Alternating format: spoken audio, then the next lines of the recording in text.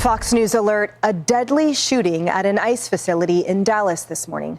The FBI confirming 2 people were shot and the gunman taking his life afterward. The FBI also confirming they found unused bullet casings engraved with the phrase anti-ICE into it. No ICE officers were harmed. FBI Director Kash Patel says these politically motivated attacks are not a one-off, and the targeting of law enforcement officers has to end. Here's Texas Senator Ted Cruz, who spoke moments ago at the scene. This needs to stop. Violence is wrong. Politically motivated violence is wrong. It was 2 weeks ago today that we saw a political assassination in Utah that tore the heart out of much of this country. This is the 3rd shooting in Texas directed at ICE or CBP. Your political opponents are not Nazis. Let's stop here and think about what just happened. For years, we've heard people on the left escalate their rhetoric against ICE. Abolish ICE. ICE is fascist. Constant dehumanization. Today, that rhetoric turned deadly.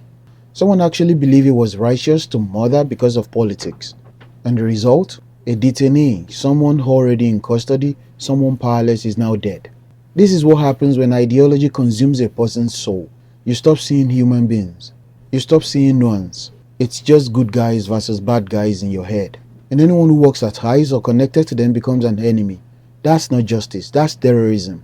And let's be honest, if the political shoe were on the other foot, if the shooter had been a right-winger targeting a government facility, it would be wall-to-wall coverage. Politicians will already be demanding hearings. But now that we know the attacker is a leftist, let's see how they spin the narrative. Let's see if there will be attempts to downplay it as a mental illness or an isolated incident.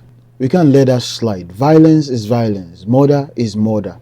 When leaders, activists, and influencers spend years portraying ICE as Nazis or evil incarnate, eventually someone would take that seriously and act violently. That's the logical conclusion of dehumanization. This is also happening in the wake of Charlie Kirk's assassination. You don't have to agree with ICE's policy. You don't have to like immigration enforcement. But the moment you decide violence is the answer, you've abandoned morality, law, and humanity. This shooter engraved his bullets with hate, literally carved ideology onto weapons. That's what makes this so symbolic. His mind was so poisoned by ideology, it made his hatred part of the very tools he used to kill.